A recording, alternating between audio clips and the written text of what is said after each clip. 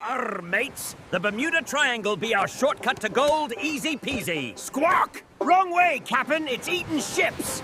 Not today, ye watery beastie. Full speed ahead. Gas! Ghosts! We're doomed! Abandon ship for crackers! Why's it always the triangle? السلام عليكم ورحمة الله وبركاته. ازيكم يا جماعة؟ أنا أشرف إبراهيم، وأهلا وسهلا بيكم في حلقة جديدة معانا النهاردة. إن شاء الله هنتكلم في موضوع يخلي شعر راسك يقف ويهم ناس كتير حوالين العالم، وهو موضوع مثلث برمودا، أو زي ما بيسموه مثلث الرعب أو مثلث الشيطان. لو بصيت حواليك دلوقتي هتلاقي إن القصص دي بقت جزء من الأفلام والكتب والحكايات اللي بنسمعها كل يوم. بس السؤال المهم، هل المكان ده فعلا مليان آثار غامضة زي ما الناس بتقول، ولا هو مجرد إشاعات وأساطير؟ خلينا نخوض في اللغز ده سوا ونشوف الحقيقة ورا الاختفاءات اللي حصلت هناك، وهل هي فعلا بسبب كائنات فضائية أو قوة خارقة، ولا العلم لقى تفسير علمي لكل حاجة. يلا بينا، يا رب تكون الحلقة دي ممتعة ومفيدة. بس قبل ما نبدأ، لو أول مرة تشوفني يا ريت تعمل سبسكرايب للقناة وتفعل الجرس علشان يوصلك كل جديد. ولو عندك أي سؤال أو تعليق سيبه تحت في الكومنتات وهنرد عليك أول بأول. تمام؟ يلا خلينا ندخل في الموضوع. إيه هو مثلث برمودا أصلاً؟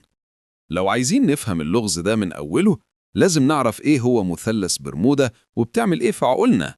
ببساطة، مثلث برمودا ده منطقة في المحيط الأطلسي الشمالي، شكلها زي مثلث ومحددة بنقاط رئيسية: فلوريدا في أمريكا، جزيرة برمودا البريطانية، وبورتوريكو. يعني لو رسمت خطوط بين الثلاث نقاط دول هيطلع لك مثلث مساحته حوالي 500 ألف كيلومتر مربع، أو زي ما بيقولوا بالإنجليزي من 1.3 إلى 3.9 مليون كيلومتر مربع حسب اللي بيحدده. المنطقة دي مش رسمية، يعني مفيش حدود دقيقة، بس الناس بتتفق إنها بتمتد من ميامي في فلوريدا لسان خوان في بورتوريكو والبرمودا شمالاً. وده اللي خلاها تشتهر لأنها في قلب طرق الشحن والطيران الكبيرة، يعني ملايين السفن والطيارات بتمر منها كل سنة. الاسم مثلث برمودا ده مش قديم، هو اتاخد من مقالة في مجلة فيت الأمريكية سنة 1964 كتبها فينسنت جادس وسماها مثلث الشيطان. قبل كده كان الناس بتتكلم عن بحر السرجاسو اللي جواه المثلث ده، وبيقال إنه مليان أعشاب بحرية زي الطحالب اللي بتعوق السفن. بس اللي خلى الموضوع يبقى عالمي هو الاختفاءات الغريبة اللي حصلت هناك، زي السفن اللي بتختفي فجأة بدون أثر، والطيارات اللي بتبعت إشارات مساعدة وما تبقاش منها حاجة. يعني تخيل انت راكب سفينة كبيرة، الجو هاجي، وفجأة خلاص اختفت. وده اللي هيخلينا نخوض في التفاصيل دلوقتي. ليه مثلث برمودا بقى مشهور كده؟ لو رجعنا بالزمن شوية هتلاقي إن القصص عن المنطقة دي بدأت من القرن ال19، بس اللي نشرها عالمياً هو الكاتب تشارلز بيرلتس في كتابه مثلث برمودا سنة 1974 اللي باع ملايين النسخ. زمان كان المحيط الأطلسي طريق رئيسي للتجارة بين أمريكا وأوروبا، والسفن كانت بتمر من هناك كتير. بس مع الزيادة في الطيران بعد الحرب العالمية التانية بدأت الاختفاءات تتراكم. يعني من سنة 1840 لحد دلوقتي في تقديرات بتقول إن حوالي 50 سفينة و20 طيارة اختفت هناك، وده معناه آلاف الناس اختفت معاهم. بس الحقيقة إن المنطقة دي مزدحمة، يعني لو حسبت الاختفاءات بنسبة السفن اللي بتمر مش هتبقى أعلى من أي مكان تاني في المحيطات. بس الغموض خلاها أسطورة، وده اللي هيودينا للقصص الشهيرة. الاختفاءات الشهيرة في مثلث برمودا. يلا خلينا نحكي قصص حقيقية علشان نفهم ليه الناس خايفة من المكان ده. أول حاجة، في سنة 1880 سفينة تدريب بريطانية اسمها HMS أتلانتا كانت رايحة من برمودا لإنجلترا، عليها 290 بحار معظمهم مبتدئين. الجو كان هادي وفجأة اختفت بدون أي إشارة. بحثوا عنها شهور وما لقوش غير بعض الحطام، وده خلى الناس تقول إن عاصفة بلعتها، بس مفيش دليل قاطع. تخيل 290 واحد يختفوا كده. تاني قصة أكبر، USS سايكلوبس سنة 1918. دي كانت سفينة حربية أمريكية، أكبر سفينة فحم في البحرية الأمريكية، طولها 165 متر، عليها 306 بحار ومسؤولين، بتحمل خام منجنيز من البرازيل لبلديتها. آخر مرة سمعوا عنها كانت قرب بربادوس في مارس 1918، وبعدها صفر. مفيش إشارة، مفيش حطام، مفيش شيء. دي أكبر خسارة غير قتالية في تاريخ البحرية الأمريكية. في ناس قالت إنها غرقت بسبب عاصفة أو إنها انفجرت بسبب الحمولة الزيادة. وأختها التانيتين بروتيوس ونيريوس غرقت في الحرب العالمية التانية بنفس السبب. بس اللي يخلي القصة غريبة إن مفيش جثث ولا حتى زيت على المية. دلوقتي القصة الأشهر على الإطلاق، فلايت 19 سنة 1945. دي كانت مجموعة من 5 طائرات تدريبية توربو أفنجر أمريكية رايحة في مهمة تدريبية من فورت لودرديل في فلوريدا. القائد تشارلز تايلور ملازم في البحرية، كان بيدرب 13 طالب طيار. الخطة كانت يطيروا 225 كيلومتر شرق، وبعدين 120 كيلومتر شمال، وبعدين يرجعوا. بس بعد ساعة تايلور بعت إشارة: بوصلتنا وقفت، مش عارفين فين إحنا. الجو كان عاصف، والطيارين بدأوا يقولوا إن المية بقت بيضة زي اللبن وإن في حاجة غلط. آخر كلام سمعوه: إحنا داخلين في مياه بيضة، في حاجة شكلها مش تمام، مش عارفين إحنا فين، المية خضرة مش بيضة. وبعدها الصمت. بحثوا عنهم بالطيارة إنقاذ تانية، بس دي كمان اختفت. تنكر قريب سمع انفجار كبير ولقوا زيت على المية. يمكن الطيارة الإنقاذ انفجرت بسبب تسرب وقود. ال14 راجل في الطيارات وال13 في الإنقاذ كلهم اختفوا. البحرية قالت إن السبب خطأ في الملاحة وإن الوقود حلس، بس الناس مش مقتنعة وقالت إن في قوة غامضة. قصة تانية مثيرة، الستار تايجر سنة 1948. دي طيارة ركاب بريطانية أفرو تودور رايحة من الآزور لبرمودا، عليها 31 شخص.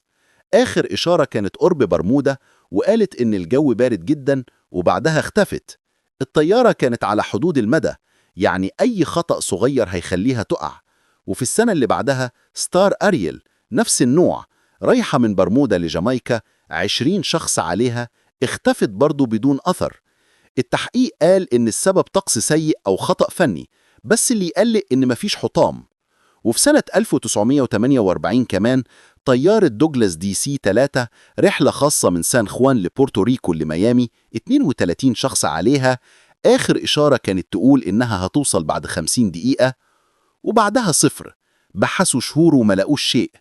وفي 1955 يخت الكونامارا 4 لقوه طافي جنوب برمودا بدون طاقم، وقالوا إن ال3 ركاب اختفوا أثناء إعصار جانيت، بس الحقيقة إن اليخت انفك من مرقصة في بربادوس وطاف لوحده. وفي سنة 1963 طيارتين كيسي 135 من القوات الجوية الأمريكية اصطدموا قرب برمودا، بس التحقيق لقى إن واحدة بس وقعت والتانية كانت حطام عائم. وفي 1950 سفينة ساندرا بخارية اختفت مع طاقمها، ولقوا حطامها سنة 2020 قرب كي ويست، يأكد إنها غرقت طبيعي. القصص دي يا جماعة خلت الناس تفكر في أسرار كبيرة، وده بيودينا لوجهة النظر الغامضة. وجهة نظر اللي بيقولوا إن في أسرار خارقة. الناس اللي بتقول إن مثلث برمودا مليان أسرار، وأغلبهم من عشاق الخيال العلمي أو اللي بيؤمنوا بالUFO، بيستندوا على فكرة إن الاختفاءات دي مش طبيعية. يعني إزاي 5 طيارات تختفي مع طيارة إنقاذ بدون أثر؟ هم بيقولوا إن في قوة غريبة هناك. إيه النظريات اللي بيقولوا عليها؟ كائنات فضائية. في ناس زي تشارلز بيرتلتس بيقولوا إن كائنات من الفضاء بتخطف السفن والطيارات وبتاخدهم لكواكب تانية زي فيلم كولو جرايند، بس حقيقي. وفي شهود قالوا إنهم شافوا أضواء غريبة في السماء فوق المنطقة. أطلانتس، المدينة الغارقة اللي حكى عنها أفلاطون. في ناس زي إدوارد كاسي عراف قال إن أطلانتس هتظهر قرب بيميني في برمودا، وفعلا سنة 1968 لقوا طريق بحري تحت المية اسمه بيميني رود، بس العلماء قالوا إنه تشكيل طبيعي من الصخور. بوابات زمنية، المنطقة دي بتفتح ثقوب في الزمن، زي إنك تدخل وترجع بعد 100 سنة. في قصة عن طيارة بريطانية سنة 1950 لقوها بعد 50 سنة بدون تغيير. عرش إبليس أو الجن. في الثقافة العربية ناس بتقول إن عرش الشيطان على المية، زي ما قال الرسول صلى الله عليه وسلم عن جابر رضي الله عنه أن رسول الله صلى الله عليه وسلم قال إن إبليس يضع عرشه على الماء إلى نهاية الحديث. ومعنى الحديث قدرة إبليس فقط على إغواء الناس، وليس قدرة مادية على إغراقهم زي ما بيقول البعض. أمثلة من الواقع: سنة 1918 السايكلوبس اختفت وقالوا إنها دخلت بعد موازي، وفي فلايت 19 اللي سمعوا الأصوات الغريبة زي صوت ريح من الآخر. اللي بيقلق الناس أكتر إن المنطقة دي وسط طرق مزدحمة، يعني لو في قوة خارقة إزاي الحكومات بتسمح بالمرور؟ وده سؤال مهم وهنناقشه في الجانب العلمي. وجهة نظر اللي بيقولوا إنها مجرد أسطورة. على الناحية التانية العلماء والحكومات بيقولوا إن مفيش لغز، كله مبالغة، وهم بيستندوا على تحقيقات رسمية. الطقس السيء: المنطقة دي في طريق الإعصارات زي إعصار 1502 اللي غرق فيه كولومبوس أسطوله. في فلايت 19 الجو كان عاصف والرياح بتوصل 100 كيلومتر ساعة. خطأ بشري: معظم الاختفاءات بسبب ملاحة غلط زي تايلر اللي مش عارف يقرأ البوصلة. البوصلات هناك بتتغير بسبب المجال المغناطيسي الطبيعي، مش غريب. طيار الخليج: طيار قوي بيسرع 2 متر في الثانية، بياخد الحطام بعيد فمش بنلاقيه. غاز الميثان: في انفجارات غاز من قاع المحيط بتخلي المية زي الرغوة والسفن تغرق بسرعة. تجارب في المعمل أثبتت ده، بس الجيولوجيين قالوا مفيش انفجارات كبيرة في 15,000 سنة اللي فاتت. دراسات رسمية: هيئة السواحل الأمريكية البحرية لايدز لندن كلهم قالوا إن معدل الاختفاءات عادي، مش أعلى من باقي المحيطات.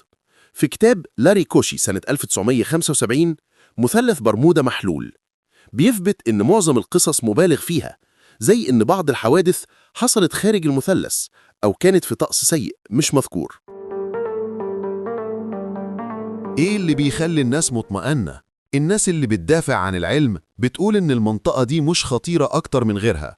في دراسة WWF سنة 2013 ما دخلتش في أخطر 10 مناطق شحن، وفي 2017 عالم أسترالي قال إن الحوادث كانت بسبب الازدحام والطقس. حتى لويدز مش بيرفع التأمين هناك، بس المشكلة إن الأساطير بتبيع كتب ومشاهدات أفلام أكتر، فالكتب والأفلام بتستمر. إيه الحقيقة وسط الجدل ده والإعجاز القرآني؟ الحقيقة إن الموضوع لسه فيه جدل، بس العلم غلب. لو سيرش على جوجل مثلث برمودا هتلاقي آراء متضاربة، بس اللي يخلي الموضوع مذهل هو الإعجاز القرآني، زي ما ذكر في الدراسة اللي عملها علماء في جامعة ساوثهامبتون. هم لقوا إن الأمواج العميقة ارتفاعها 100 متر أقوى 10,000 ضعف من الأمواج السطحية بسبب تضاريس قاع المحيط زي الجبال والنتوءات اللي بتكبر الأمواج دي، وده اللي بيبتلع السفن زي السايكلوبس سنة 1918 اللي غرقت رغم حجمها الضخم وأودت ب300 شخص. والمفاجأة الله سبحانه وتعالى وصف ده في القرآن قبل 14 قرن في سورة النور: بسم الله الرحمن الرحيم. أو كظلمات في بحر لجي يغشاه موج من فوقه موج من فوقه سحاب، ظلمات بعضها فوق بعض، إذا أخرج يده لم يكد يراها، ومن لم يجعل الله له نورا فما له من نور. يعني بحر لجي عميق أكتر من 1000 متر يغشاه موج من فوقه السطحي ومن فوقه موج العميق ومن فوقه سحاب. الظلمات دي بسبب السحب الكثيفة اللي بتجيب عواصف والأمواج العميقة اللي بتقلب السفن، زي ما حصل في 1945. الدكتور سيمون عالم محيطات قال إن المنطقة دي بتجمع 3 أو 4 عواصف وبتخلي أمواج عنيفة، وده إعجاز لأن العلماء اكتشفوا الأمواج دي في القرن ال21 بعد وفاة النبي صلى الله عليه وسلم ب14 قرن. إزاي عرف الوصف ده؟ سحب، موج سطحي، موج عميق، ظلام شديد. ده تشبيه لأعمال الملحدين زي اللي بيغرق وما يبقاش منه حاجة. والرسول صلى الله عليه وسلم قال عرش إبليس على المية. بس الشياطين مش بيغرقوا السفن، هم بيوسوسوا بس، زي قوله تعالى من شر الوسواس الخناس. يعني اللغز علمي وقرآني ودليل على صدق القرآن. الخلاصة في النهاية مثلث برمودا مش لغز خارق، هو مزيج من طقس سيء، أخطاء بشرية، وأمواج عميقة مع إعجاز قرآني مذهل. الدراسات مستمرة، بس اللي نعمله هو أن نكون حذرين ونتأمل في القرآن. لو عايش قرب المحيط تابع الأخبار، ولو حسيت بغرابة استشير خبراء، ولو عندك سؤال عن قصة معينة أو الإعجاز سيبه في الكومنتات وهنجاوب في الحلقات اللي جاية. يلا خلينا نشوفكم في الحلقة اللي جاية، وما تنسوش سبسكرايب وتفعيل الجرس. سلام.